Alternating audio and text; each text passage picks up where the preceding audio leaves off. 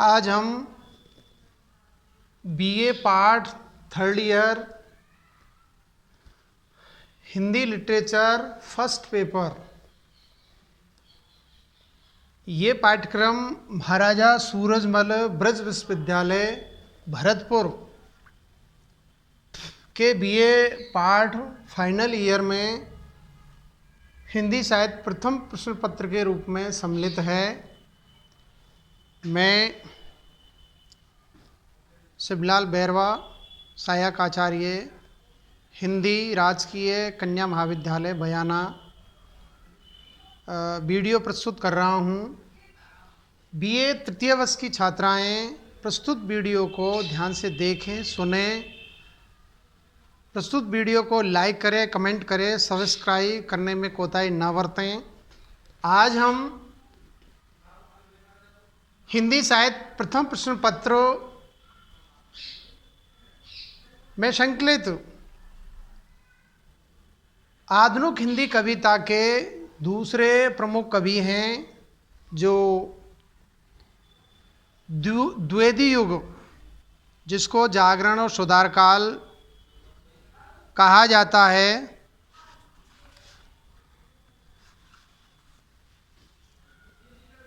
द्विवेदी युग के धुरंधर। वैसे देखा जाए तो जो कवि के बारे में आज हम चर्चा करेंगे, अयोध्या सिंह उपाध्याय हरिओद, जो भारतेंदु युग, द्विवेदी युग और छायावाद तीनों युगों में ही इन्होंने काव्य रचनाएं प्रस्तुत की है। लेकिन ये द्विवेदी युग के प्रमुख कवि माने जाते हैं। द्विवेदी युग का टाइम ऑफ पीरियड, समय अवधि 1900 से लेकर के 1918-20 ईस्वी तक का समय माना जाता है। तो आज हम चर्चा करेंगे पवनदूती प्रसंग, जो प्रिय प्रवास का अहम सर्ग है, प्रमुख सर्ग है। इसके रचनाकार हरिओद है, अयोध्या सिंह उपाध्याय हरिओद, जो द्विवेदी युग के प्रमुख कवि हैं। और आज का हमारा बिंदु है हरिओद का व्यक्तित्व, कृतित्व एवं पवनदूती प्रसंग नामक उनका काव्यांश है। उसकी सप्रसंग, उक्त पदों की सप्रसंग व्याख्याएं करेंगे। और व्याख्या के चार जो आधार स्तंभ है या सोपान है, संदर्भ, प्रसंग, भावार्थ, सरल अर्थ, और चौथा है कलात्मक सौंदर्य, विशेष टिप्पणी या काव्य सौंदर्य। इसके बारे में हम चर्चा करेंगे। तो बीए तृतीय वर्ष की छात्राएं प्रस्तुत वीडियो को ध्यान से देखें, सुनें और इसको लाइक करें, कमेंट करें और सब्सक्राइब करने में कोताही ना बरतें। तो पहला हमारा बिंदु है अयोध्या सिंह उपाध्याय का व्यक्तित्व और कृतित्व। ज़्यादा विस्तार में नहीं जाएंगे, संक्षिप्त में हम चर्चा करेंगे। तो अयोध्या सिंह उपाध्याय हरिओद हमारी जो पाठ्य पुस्तक है आधुनिक हिंदी कविता के दूसरे अध्याय में संकलित है। और इनका जो महाकाव्य है, जिसे आधुनिक हिंदी का प्रथम महाकाव्य माना जाता है, प्रिय प्रवास। प्रिय प्रवास का जो छठा सर्ग है पवनदूती प्रसंग, उसमें से चुनिंदा अंतिम जो पवनदूती प्रसंग है, उसके अंतिम जो पद है वो हमारी पाठ्यपुस्तक है, उसमें संकलित है। तो इसके बारे में चर्चा करेंगे। तो पहले हमारा चर्चा का विषय रहेगा हरिओद का व्यक्तित्व और कृतित्व। देखते हैं, हरिओद जी का जन्म 1865 ईस्वी में हुआ था और देह अवसान 1941 ईस्वी में। ठीक है। अयोध्या सिंह उपाध्याय हरिओद खड़ी बोली के प्रथम महाकाव्यकार के रूप में जाने जाते हैं।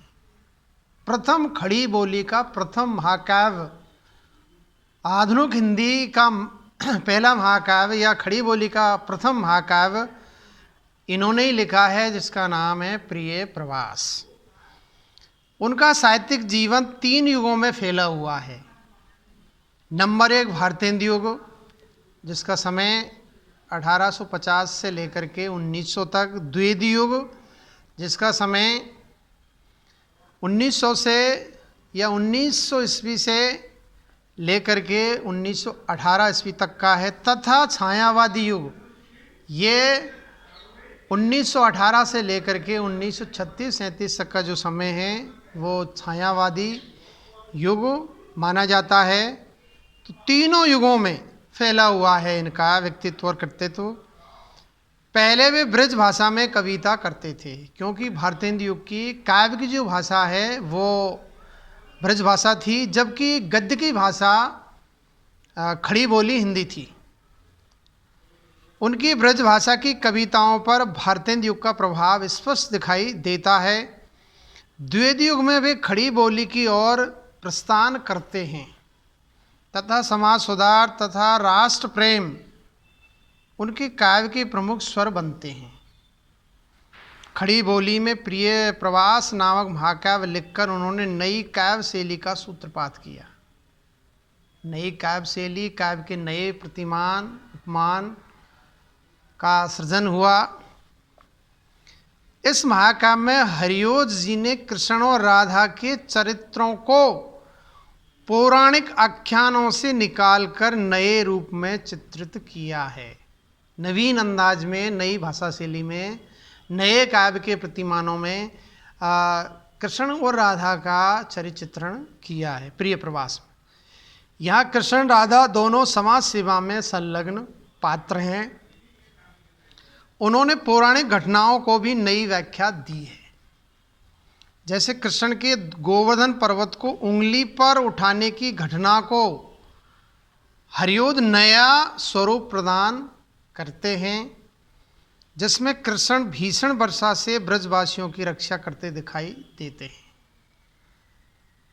अतिवृष्टि से क्या है, गोवर्धन पर्वत को उठा करके श्री कृष्ण ब्रज की, मथुरा की जनता का सहयोग करते हैं, उनके प्राणों को वो बचाते हैं। उन्होंने उपन्यास तथा आलोचना विधाओं में भी लिखा है, सृजन का कार्य किया है।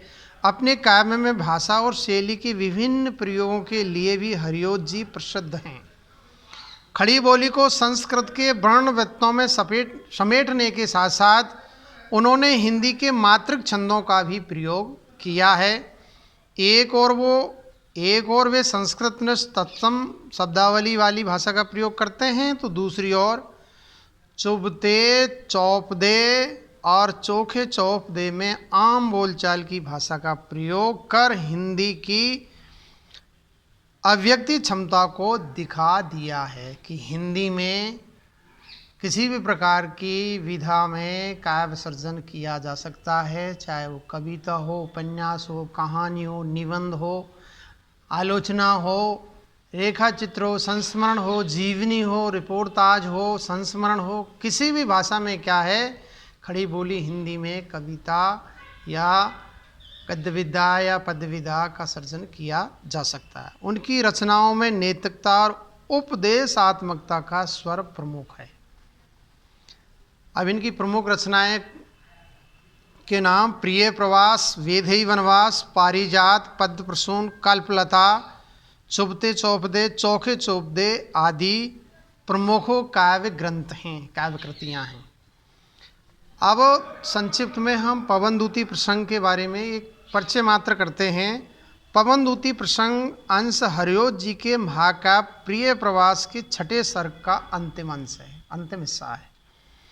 इस अंश में कृष्ण के वियोग में दुखी राधा पवन को अपने मन की भावना संबोधित करती है।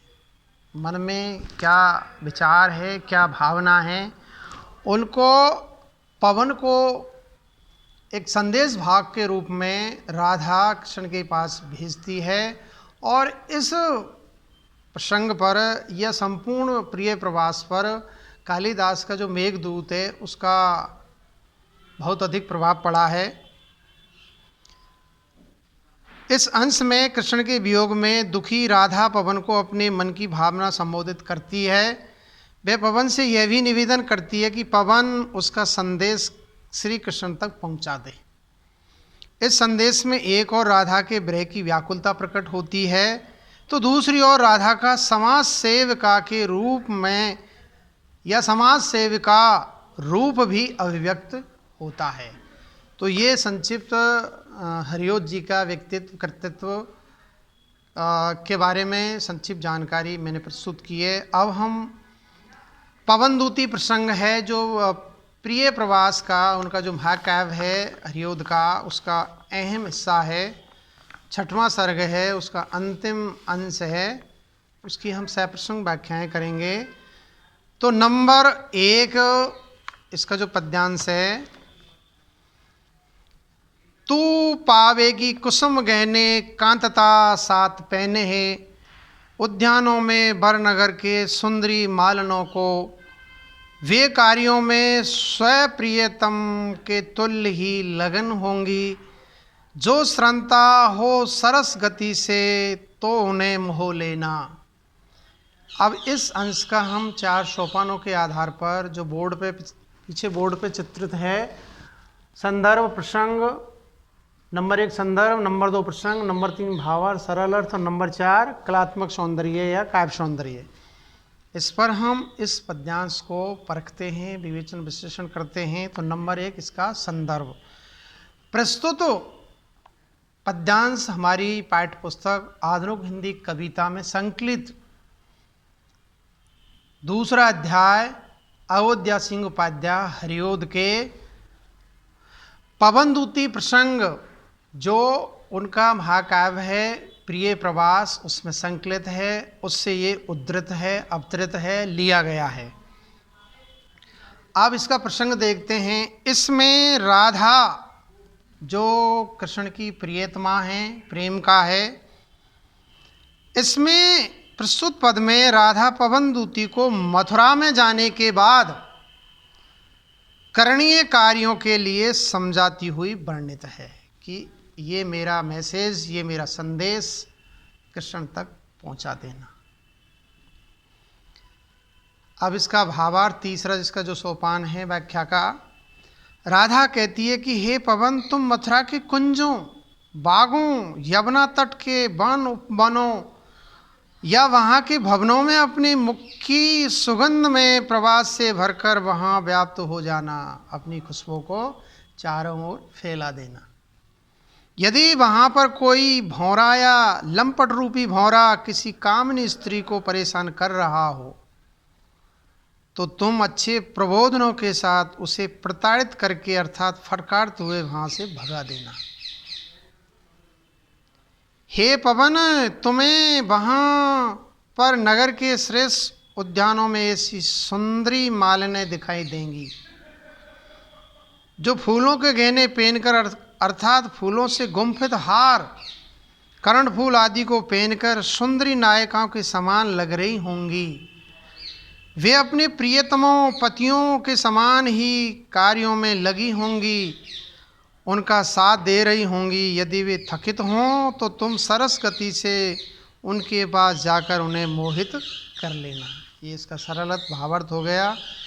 अब इसके अंदर क्या खास है, उक्त पद में क्या मुख्य मुख्य चीज़ें चित्रित हुई है, उनको देखते हैं। पवनदूती को प्रियतम को संदेश सुनाने से पूर्व मथुरा में अन्य कार्यों का यथासंभव संपादन करने का निर्देश देने से राधा की विवेकशीलता व्यंजित हुई है। उक्त पद में अनुप्रास, काव्यलिंगी, समासोक्ति, अलंकार प्रस्तुत पद में प्रयुक्त हुए हैं और मंदाक्रांता छंद की गति यदि लक्षणानुरूप प्रस्तुत हुई है और उक्त पद की भाषा शैली सहज सरल सुबोध है और कवि के भावों को अभिव्यक्त करने में पूर्ण रूप से सक्षम और समर्थ है। अब हम दूसरा पद देखते हैं पवनदूती प्रसंग का या प्रिय प्रवास जो हरियोध का महाकाव्य है उसका 6ठा जो सर्ग है उसका दूसरा पद, जो इच्छा हो सुरभि तन के पुष्प समार से ले, आते जाते सैरुचि उनके प्रीतमों को रिझाना, ए मर्मज्ञ रहित उससे युक्तियाँ सोच होना, जैसे जाना निकट प्रिय के व्योम चुंबी ग्रहों के प्यारे ऐसे अपर जन भी जो वहाँ दृष्टि आवे, देवों कैसे पृथत गुण से तो उन्हें चीन लेना, थोड़ी ही है वे तदपि वे तेजशाली बड़े हैं, तारों में है न छिप सकता कंतरा का निशा का। अब हम इस पद्यांश की 4 सोपानों के आधार पर सप्रसंग व्याख्या करते हैं। तो नंबर 1 संदर्भ। प्रस्तुत पद्यांश हमारी पाठ्य पुस्तक आधुनिक हिंदी कविता में संकलित दूसरे अध्याय में अयोध्या सिंह उपाध्याय हरिओद के प्रिय प्रवास का जो छठा सर्ग है उसमें पवनदूती प्रसंग है, उससे उद्धृत है, अवतरित है, लिया गया है। तो ये संदर्भ हो गया। अब इसका प्रसंग देखते हैं।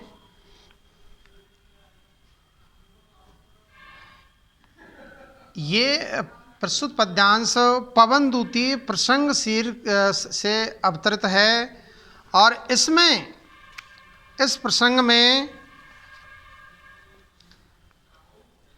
कवि हरिओद ने पवन पर दूती का आरोप कर, पवन पर दूती का संदेश वाहक का आरोप कर राधा को उसके माध्यम से संदेश प्रेषण करते चित्रित किया गया है। ये राधा की जो पवन है वो एक तरह से सखी है, सहयोगिनी है, इस रूप में उसको चित्रित किया गया है।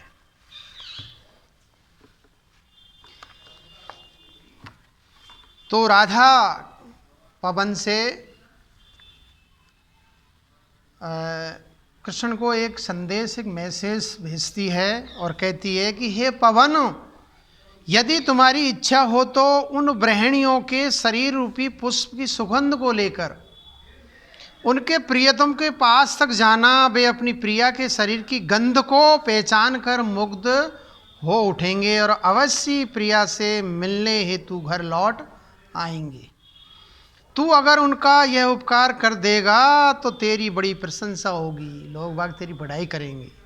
हे पवन, तू तो मर्मज्ञ है, जानकार है, बुद्धिमान है, अतः भली भांति उपाय सोचकर प्रियतम श्री कृष्ण के उन गगनचुंबी ऊंचे ऊंचे भवनों में प्रवेश कर लेना जहाँ तक पहुँच पाना प्रत्येक के लिए संभव नहीं है। यह भी संभव है कि मेरे प्रियतम श्री कृष्ण जैसे ही सुंदर तेजस्वी दूसरे लोग भी तुम्हें वहाँ दिखाई पड़े, जिनका रूप गुण देवताओं के सदृश हो, समान हो, किंतु तुम विवेकवान हो, अतः उन्हें अवश्य पहचान लोगे।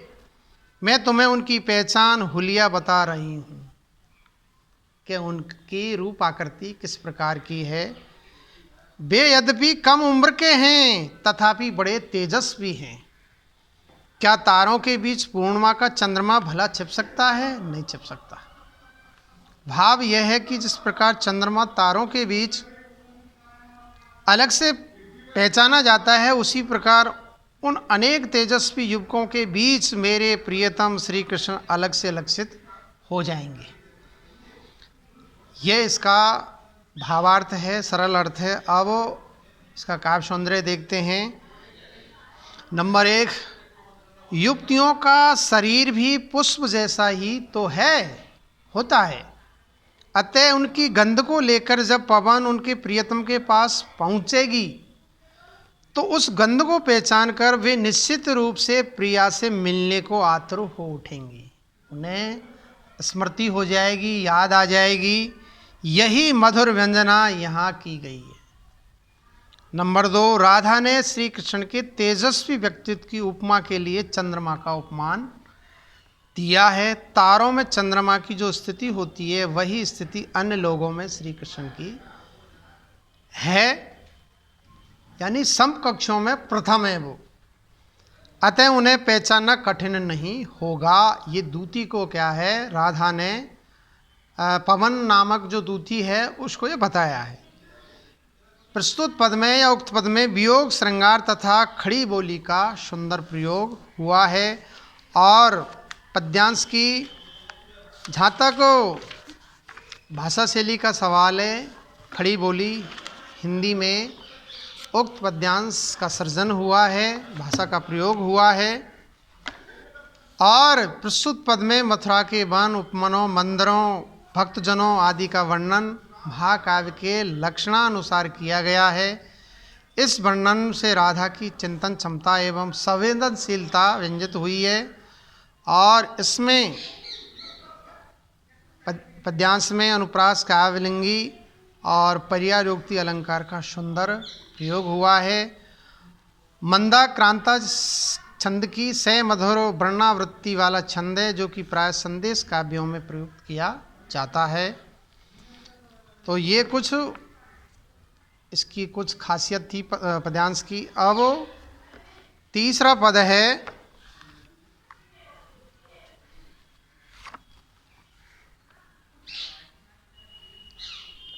नीचे। नीचे फूले कमल दल सी गात की श्यामता है। नीचे फूले कमल दल सी गात की श्यामता है। पीला प्यारा बसन कटी में पहनते हैं फबीला। छूटी काली अलग मुखी कांति को है बढ़ाती। सद वस्त्रों में नवल तन की फूटती सी प्रभा है। सांचे वाला सकल बपू है दिव्य सौंदर्यशाली। सत पुष्पों सी सुरभि उसकी प्राण संपोष का है। दोनों कंधे वर्ष हैं बड़े ही सजीले। लंबी बाहें कलव कर सी शक्ति की पेट का है। अब हम 4 सोपानों के आधार पर प्रस्तुत पद्यांश की सप्रसंग व्याख्या करते हैं। तो नंबर 1, संदर्भ। प्रस्तुत पद्यांश हमारी पाठ्य पुस्तक आधुनिक हिंदी कविता नामक जो पुस्तक है, जो BA तृतीय वर्ष हिंदी साहित्य के प्रथम प्रश्न पत्रों के लिए पाठ्यक्रम में संकलित है। और हमारी पाठ्य पुस्तक आधुनिक हिंदी कविता है, उसका दूसरा अध्याय अयोध्या सिंह उपाध्याय हरिओद द्वारा रचित प्रिय प्रवास महाकाव्य के 6ठे सर्ग से पवनदूती प्रसंग से अवतरित है, लिया गया है। ये संदर्भ हो गया। अब दूसरा इसका सोपान है प्रसंग। प्रस्तुत पद में राधा पवन को अपने प्रियतम श्री कृष्ण की रूपाकृति और शरीर संरचना आदि के बारे में बताती है। ये इसका प्रसंग रहा। अब इसका हम भावार्थ देखते हैं। प्रस्तुत पद में राधा पवन से कहती है कि तू मथुरा के उन प्रसादों, महलों में मेरे प्रियतम को नीले खिले हुए कमल दल के समान सांवला शरीर वाला और कमर पर सुंदर पीला वस्त्र लपेटे हुए देखना। इस रूप माधुरी से तुम्हें उन्हें पहचान लेना, यानी तुम्हें किसी तरह की कोई परेशानी नहीं होगी। उनके मुख पर काली केश राशि लटकी होंगी, काले काले बाल, जिससे उनके मुख की कांति बढ़ रही होंगी। और अच्छे सजीले वस्त्रों के कारण नए यौवन से पूर्ण शरीर पर सौंदर्य बिखर रहा होगा। ऐसी शोभा वाले मेरे प्रियतम को पहचान लेना। मेरे प्रीतम श्री कृष्ण का सारा शरीर सुंदर सांचे में ढला हुआ है, बना हुआ है और दिव्य सौंदर्य से मंडित है। सुंदर पुष्पों की सुगंध उनके प्राणों का पूरा पोषण करती है, अर्थात शोभा बढ़ाती है। उनके दोनों कंधे श्रेष्ठ बैल के कंधों के समान बड़े सजीले हैं और लंबी बाहें हाथी के बच्चे की सूंड के समान शक्ति की मंजूषा या भंडार है। तुम इन लक्षणों से मेरे प्रियतम को पहचान लेना, उनका आइडेंटिफिकेशन कर लेना। अब इसका हम काव्य सौंदर्य देखते हैं उक्त पद्यांश का। राधा ने अपने प्रियतम की पहचान के लिए उनकी रूप माधुरी तथा शरीर संरचना का सुंदर उल्लेख किया है, ताकि पवन को, अपनी सखी को, उन्हें पहचानने में सुविधा रहे, किसी तरह की कोई दुविधा उत्पन्न न हो। उक्त पद में अनुप्रास, उपमा, उत्प्रेक्षा अलंकार प्रयुक्त हुए हैं। शब्दावली तत्सम प्रधान है। भाषा में 4 प्रकार के शब्द सम्मिलित होते हैं, तत्सम, तद्भव, देशज, विदेशी, और एक 5वां आंचलिक शब्दावली भी प्रयुक्त होती है, लेकिन यहाँ तत्सम शब्दावली की प्रधानता देखने को मिलती है। मंदा क्रांता छंद की गति यति उचित रूप में प्रयुक्त हुई है। प्रकरण की भाषा या अवतरण की भाषा शैली सहज सरल सुबोध है, कवि के भावों को व्यक्त करने में पूर्ण रूप से समर्थ है, सक्षम है। अगला पद 5वां पद देखते हैं।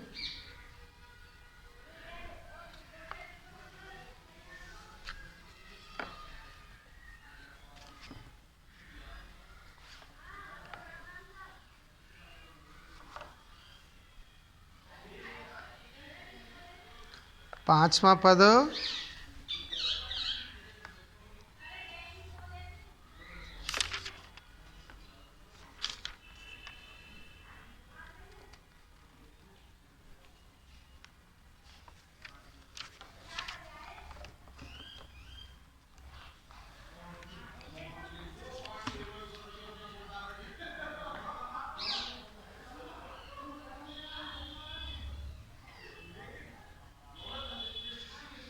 नीले फूले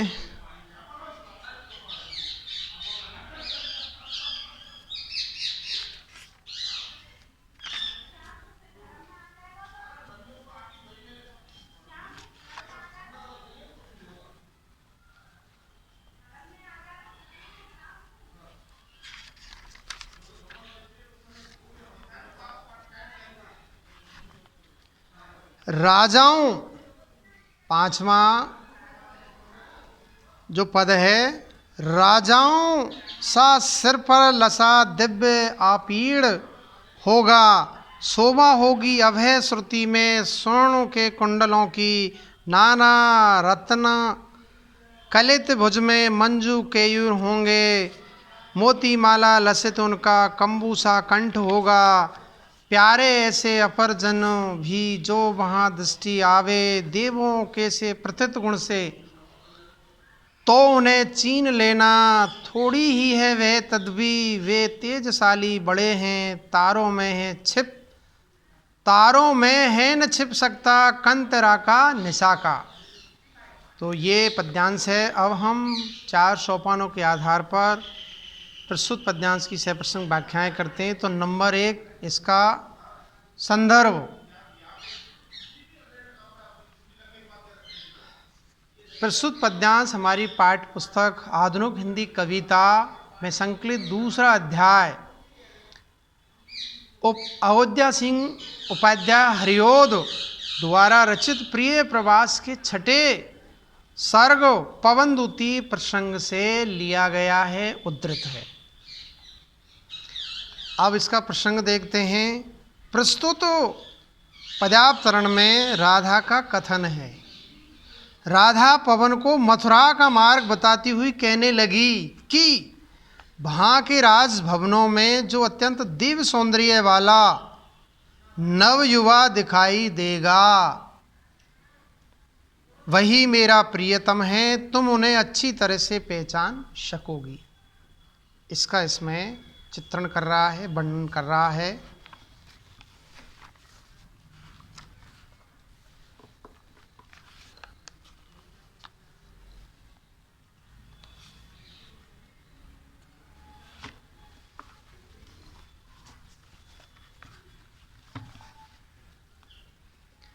राधा, प्रस्तुत पद में राधा कहती है कि हे पवन, तुम्हें मथुरा के महलों में सुंदर आकृति के बहुत से लोग दिखाई देंगे। उन लोगों में से जिसके सिर पर राजाओं जैसा अत्यंत भव्य मुकुट, मोर मुकुट शोभायमान हो रहा होगा, जिसके दोनों कानों में सोने के कंडलों की अनुपम शोभा हो रही होगी, जिसकी भुजाओं में अनेक कीमती रत्नों से जड़े हुए सुंदर केयूर अर्थात बाजूबंद होंगे, पहन रखे होंगे, और जिसके शंख के समान कंठ में सुंदर मोतियों की माला शोभायमान होगी, वही मेरा प्रियतम श्री कृष्ण तुम्हें दिखाई देगा। राधा पवन को कहने लगी या आगे कहती है कि वहाँ राजभवन में और भी कई ऐसे सुंदर लोग तुम्हें दिखाई देंगे, इसलिए तुम मेरे प्रियतम को पहचानने में गलती मत करना। और जिसके शरीर में देवताओं के सभी प्रसिद्ध गुण विद्वान हो, उसे तुम मेरे प्रियतम के रूप में पहचान लेना। मेरे प्रियतम की यद्यपि अवस्था अधिक नहीं है, तथापि वे बड़े तेजशाली और सरलता से अन्य लोगों के बीच में पहचाने जा सकते हैं। जिस प्रकार निशापति चंद्रमा तारों के बीच में नहीं छिप सकता अर्थात स्पष्ट दिखाई देता है, उसी प्रकार मथुरा के अन्य सुंदर लोगों के बीच में मेरे प्रियतम को तुम अलग से ही स्पष्ट पहचान जाओगी। तो ये इसका सरल अर्थ हो गया। तीसरा सोपान। चौथा सोपान, इसका हम काव्य सौंदर्य देखते हैं। प्रथम छंद में राधा ने अपने प्रियतम की शरीर शोभा का उल्लेख किया है। श्री कृष्ण की जो सुषमा है, शारीरिक सौंदर्य है, उसका बहुत ही अच्छा चित्रण किया है। और दूसरे में उनके दिव्य गुणों की ओर संकेत कर अनन्यता प्रदर्शित की है। प्रस्तुत पद में उपमा दृष्टांत अलंकार का सुंदर प्रयोग हुआ है और मंदा क्रांता छंद की गति अति उचित रूप में प्रयुक्त हुई है। और प्रस्तुत पद्यांश की भाषा शैली सहज सरल सुबोध है और कवि के भावों को व्यक्त करने में पूर्ण रूप से सक्षम और समर्थ है। आज इतना ही। धन्यवाद, नमस्कार। और अगले वीडियो में हम चर्चा करेंगे